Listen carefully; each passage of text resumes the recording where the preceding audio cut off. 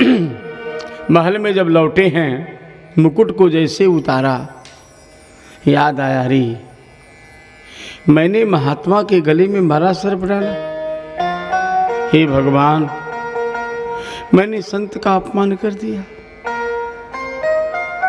बैठ के रोने लगे महाराज। इधर समीक ऋषि का बेटा श्रृंगी को जब पता लगा परीक्षित ने हमारे पिता के गले में मरा सांप डाला है, कौशिकी नदी में स्नान कर रहा था। कौशिक्यापा उपस्पृश्य, कौशिकी नदी के जल का स्पर्श किया है महाराज, और बाघ वज्रम विससर्जः, समीक ऋषि के पुत्र ने साप दे दिया है। इति लंघित मर्यादम तक्षक सप्तमे हनि दंक्षति स्म कुलांगारम चोदितो में तद्रुहम। हमारे पिता से जिसने द्रोह किया, वैदिक मर्यादा का जिसने उल्लंघन किया है, उस दुष्ट राजा को हमारे से द्वारा प्रेरित तक्षक नाग आज के 7वें दिन डस लेगा। 7वें दिन सांप डसेगा, ये सांप दिया है। परीक्षित को पता लगा, जन्मेजय का राज तिलक करते हैं, फिर गंगा तट पर आते हैं, सब सुखदेव जी आते हैं, और सुखदेव जी भी कहते हैं सप्ताहम तव तु राजन धर्म सप्ताहम जीवितावधि, अभी तुम्हारा 7 दिन बाकी है। तो कितना लंबा 7 दिन का होगा भाई, कितना लंबा रहा होगा। इसलिए टीकाकारों ने कहा नहीं, सप्तमे का अर्थ 7 नहीं है, सप्तमे का अर्थ द्वादशे अहनि है। अरे भाई, राज तिलक ऐसे नहीं होता है। आने उस सकल तीर्थ पानी, सारे तीर्थों का, सारे समुद्रों का जल इकट्ठा होगा, विधि पूर्वक अभिषेक होगा, तब तो राज तिलक। चक्रवर्ती सम्राट थे परीक्षित जी, उनका बेटा जन्मेजय भी चक्रवर्ती सम्राट है। इसलिए परीक्षित के सामने भी 7 दिन, सुखदेव जी भी कह रहे हैं 7 दिन बाकी, ये भी 7 दिन का। इसका मतलब 7 दिन का अर्थ 12 दिन आचार्यों ने किया है, द्वादशे यानी। अस्तु, परीक्षित को साप मिला। परीक्षित को जब सूचना मिली है, गौरमुख नामक समीक ऋषि के शिष्य ने जाकर सूचना दी, परीक्षित बड़े प्रसन्न हुए। चलो बहुत अच्छा हुआ, पाप का फल तुरंत मिल जाए ये अच्छी बात। हमने कोई गलती किया, तुरंत एक तमाचा किसी ने जड़ दिया, ये ठीक है। अगर तुरंत दंड नहीं मिलेगा तो आदत खराब हो जाएगी। इसलिए दंड तुरंत मिलना अति अच्छी बात है। तुरंत जन्मेजय का राज तिलक किया है महाराज। उसके बाद गंगा के तट पर आए हैं। गंगा के तट पर पराशर श्री परीक्षित पधारे। उसी समय तत्रोपजगमुह भुवनम पुनाना, हजारों महापुरुष वहां पहुंच गए। परीक्षित ने हजारों संतों को जब देखा, परीक्षित कहते हैं, कौन कहता है ब्राह्मण का साप लगा है? निर्वेद मूलो द्विजसाप रूपो यत्र प्रसक्तो भयमा सुदत्ते। आज ब्राह्मण का साप नहीं, ये ब्राह्मण का आशीर्वाद मिला। इतने संतों का एक साथ दर्शन, सभी संतों के चरणों में वंदन किया है महाराज। प्रणाम करके पूछा है, मेरा कल्याण कैसे होगा? मरणासन्न को क्या करना चाहिए? अच्छा, डॉक्टर ने बता दिया महाराज जाइए प्रतीक्षा करिए, अब दवाई काम नहीं करेगी। ऐसे व्यक्ति को क्या करना चाहिए? अब जितने महात्मा सब अपना अपना मार्ग देखो। भारत का हर साधु गुरु होता है, अब भारत का हर नागरिक डॉक्टर होता है। कहिए खांसी, अदरक चूसिए, तुरंत दवाई बताएंगे। जिसको कहिएगा वही दवाई बताते, भले उसको आता हो चाहे ना आता हो, सब दवाई बताते। सब डॉक्टर है महाराज, सब गुरु हैं, तुरंत रास्ता दिखाना शुरू कर देते। निर्णय नहीं हो पा रहा तो क्या करना चाहिए? श्री ठाकुर जी को दया आई है। तत्रा भवद भगवान व्यासपुत्रो यदृच्छया गाम मठमानो नपेक्षा अलक्षलिंगो निजलाभतुष्टो वृतश्च बालैरवधूत वेशः। बोले सुखदेव भगवान की। सुखदेव जी प्रकट हो गए। ऋषि लोग खड़े होकर स्वागत करते हैं। प्रत्युत्थितास्ते मुनिः श्वासनेभ्यः, सब महात्मा खड़े हो गए। सबने स्वागत किया है। परीक्षित तो धन्य हो गए। अहो अद्य वयम ब्रह्मन् सत्सेव्या छत्रबंधवः, आज मैं धन्य हो गया। कुलम पवित्रम, आज मेरा कुल पवित्र हो गया, आज ये धरती पावन हो गई, आपका आगमन हुआ है। सुखदेव जी का स्वभाव बड़ा विलक्षण था। हमारा स्वगोधन मात्रम ही गृहेषु गृहमेधि नाम लिखा है। गाय दूहने में जितना समय लगता है उतने देर तक रुकते थे। अब कलयुग की गैया 40-40 लीटर दूध दे रही हैं, तो कितना समय लगेगा बताइए। सिद्धांत कौमुदी में लिखा है, आश्चर्यो गवाम दोह अगोपेन, अगर ग्वाला न हो तो गाय दूहना कोई सामान्य बात नहीं, बड़ी कठिन बात है महाराज। कब दुलत्ती मार दे गैया, कब दूधे गिरा देगी। तो पहले के लोग बड़े दयालु होते थे, अपने बछड़े और बछिया को ध्यान रख के थोड़ा सा दूध लेते, उतने देर तक सुखदेव जी रुकते। परीक्षित को लगा अगर जागा स्वागत में लगेंगे तो बाबा चल देंगे। तुरंत परीक्षित जी सामने खड़े हो गए। अतः पृच्छामि संसिद्धिम योगिनां परमं गुरुं पुरुषस्य यत् कार्यं म्रियमाणस्य सर्वथा यत् श्रोतव्यमथो जप्यं यत् कर्तव्यं नृभि प्रभो स्मर्तव्यं भजनीयं वा ब्रूहि यद्वा विपर्ययम्। हे प्रभो, हमारे मन में एक जिज्ञासा है, मनुष्य को क्या करना चाहिए? पुरुषस्य यत् कार्यम, मनुष्य का कर्तव्य, मनुष्य कहते किसे है, मनुष्य का कर्तव्य क्या है? और दूसरा म्रियमाणस्य सर्वथा, मरणासन्न व्यक्ति को क्या करना चाहिए? मृत्यु के कगार पर खड़े हैं तो क्या करना चाहिए? श्री परीक्षित ने प्रश्न किया है। इसी प्रश्न के साथ ही भागवत जी का प्रथम स्कंद पूरा हो गया। द्वितीय स्कंद, प्रथम स्कंद को भूमिका माना जाता है। द्वितीय स्कंद में अधिकारी निरूपण, श्रवण भक्ति का विशेष करके वैशिष्ट यहाँ वर्णन किया गया है। परीक्षित के प्रश्न को सुनकर भगवान सुखदेव कहते हैं, वरीयान एसते प्रश्न है। हे राजन, तुम्हारा प्रश्न वर नहीं वरीयान है, बहुत उत्तम है। क्यों? कृतो लोकहितम नृपा, इस प्रश्न के द्वारा सारे जगत का कल्याण होगा। धन्य धन्य गिरिराज कुमारी, तुम समान नहीं को उपकारी, पूछी रघुपति कथा प्रसंगा, आ सकल लोक जग पावनी गंगा। सराहना की है, उसके बाद उत्तर देना शुरू किया है। तस्माद् भारत सर्वात्मा भगवान ईश्वरो हरि, श्रोतव्यः कीर्तितव्यश्च समर्तव्यश्चेच्छता भयम्।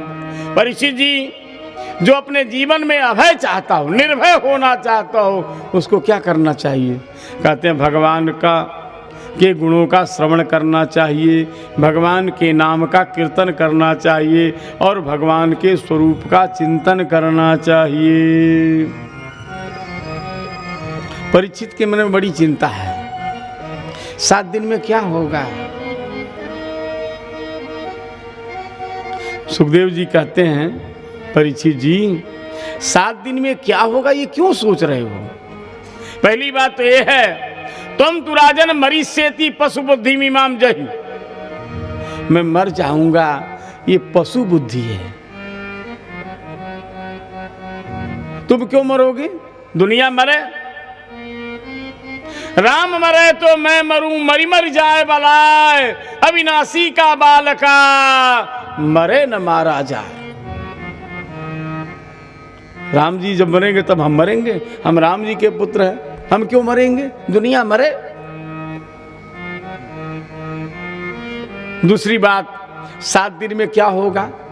वरम मुहूर्तम विदितम घटेत श्रेयसे यतः।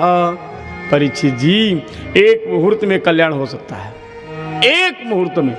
किसी का हुआ है? कहते हाँ जी हुआ है। खट्वांगो नाम राजर्षिर ज्ञाते यत्तामिहायुषः मुहूर्तात् सर्वमुत्सृज्य गतवान अभयम हरिम। खट्वांग नाम के राजा देवताओं की सहायता में स्वर्ग गए, बहुत दिन युद्ध किया, युद्ध करने के बाद देवताओं ने कहा महाराज हम आपकी क्या सेवा करें। बोले समय कितना हमारा, हमारी आयु के कहा 1 मुहूर्त आयु बची। खटवांग जी ने कहा मुझे इसी क्षण अयोध्या पहुंचा दो। संकल्प किया महाराज, सरजू के तट पर खटवांग जी पहुंच गए, सरजू में डुबकी लगाई है, बैठ गए, सब छोड़ के चले गए। 1 मुहूर्त में, कहते हैं ना किसी की 4 दिन की जिंदगी 100 काम करती है, किसी की 100 वर्ष की जिंदगी से कुछ नहीं होता। कुछ लोग थोड़े दिन के लिए आते हैं।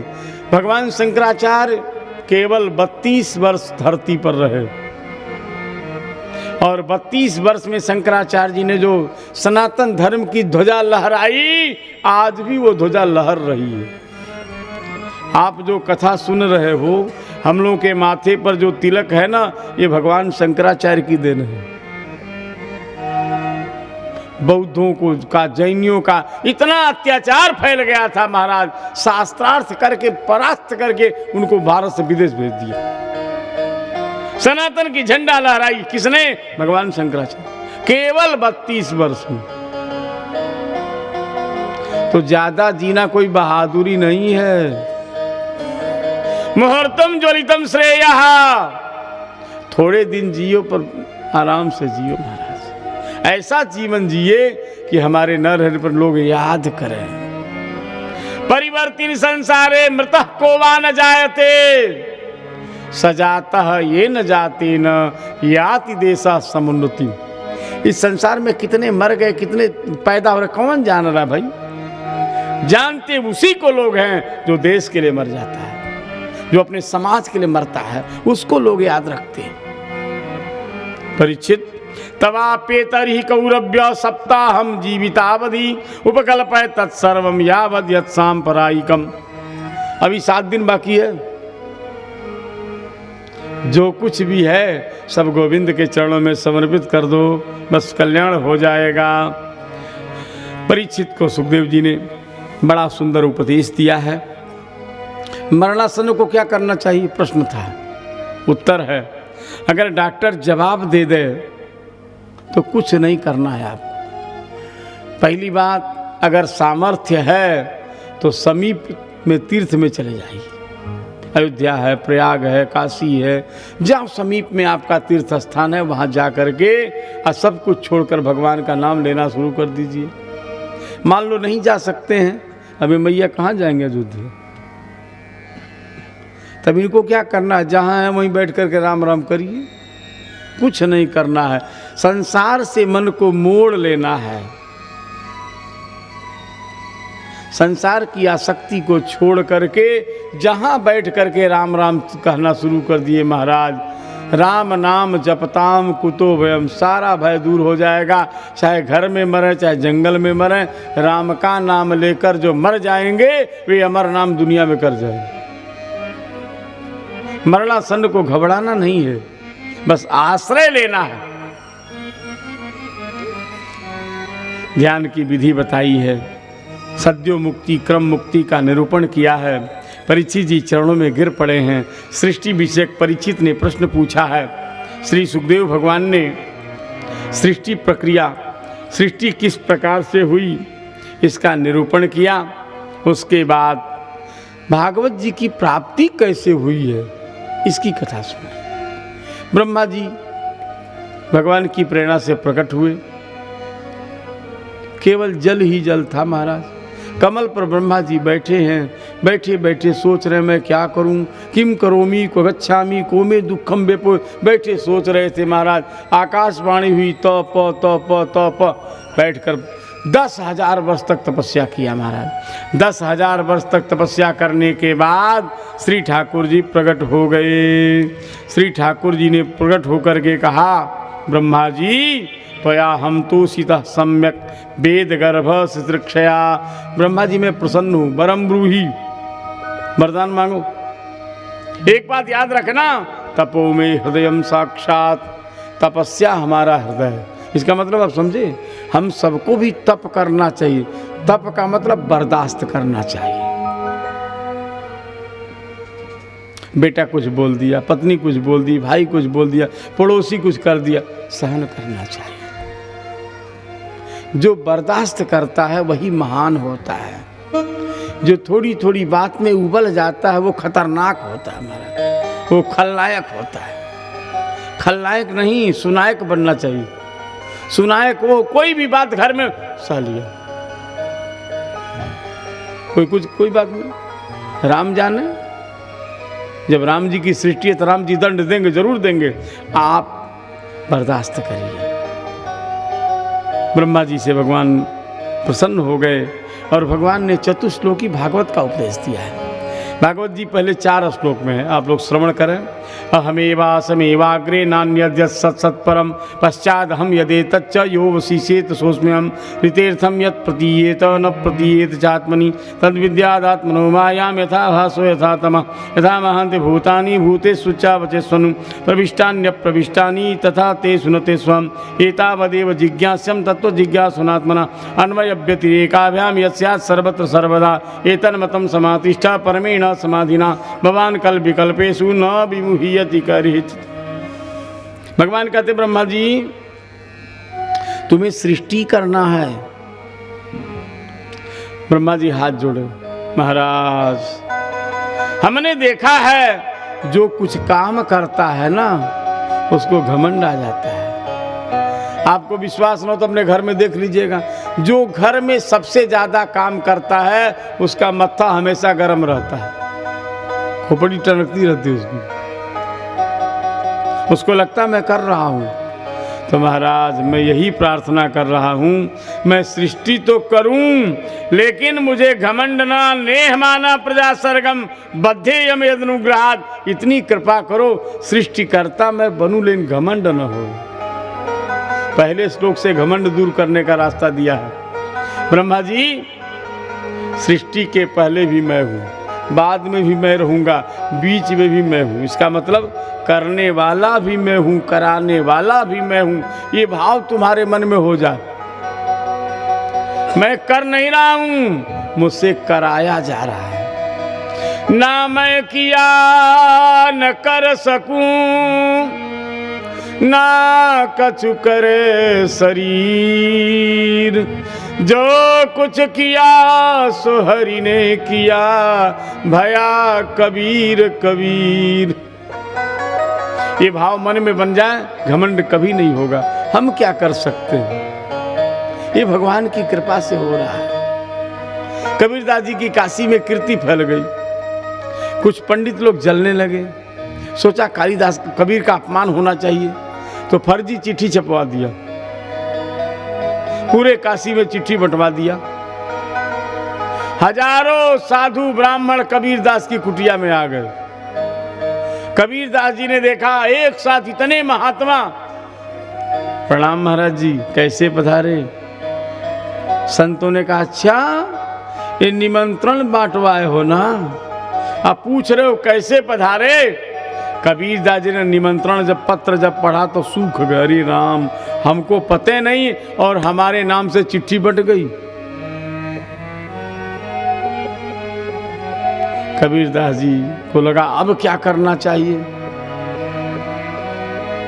तुरंत कबीरदास जी ने कहा महाराज जी आप लोग बैठो, हम आते हैं। कबीरदास जी वहां से घसक लिए और जाके एक गुफा में चुपचाप छिप के बैठ गए।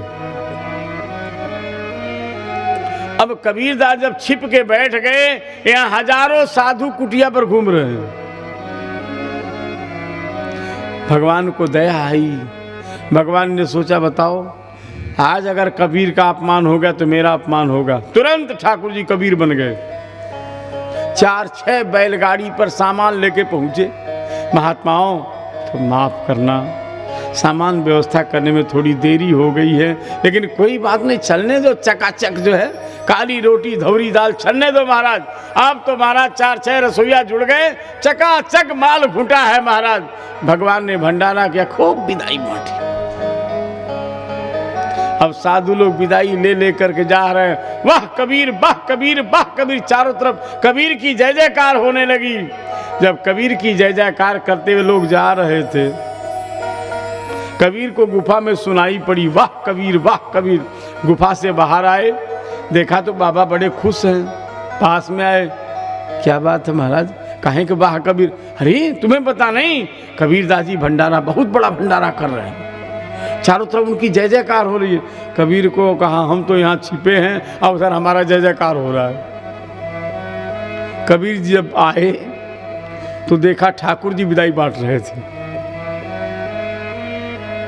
तो कबीर ने दोहा लिखा, ना मैं किया न कर सकूं, ना कुछ करे शरीर, जो कुछ किया सो हरि ने किया, अभया कबीर कबीर। ब्रह्मा जी, करने वाला मैं हूँ, कराने वाला मैं हूँ। आइए एक भजन ब्रजवासी लोग गाते हैं, मेरा आपकी कृपा से इसको श्रवण करेंगे, उसके बाद आरती होगी, फिर प्रसाद लेकर के सब लोग। अब ठंडी ज़्यादा समय तक रोकना हमको तो कोई बात नहीं, हम तो आए ही हैं, लेकिन 9 बजने का समय दिया गया, 9 बजने वाला भी है। चलिए।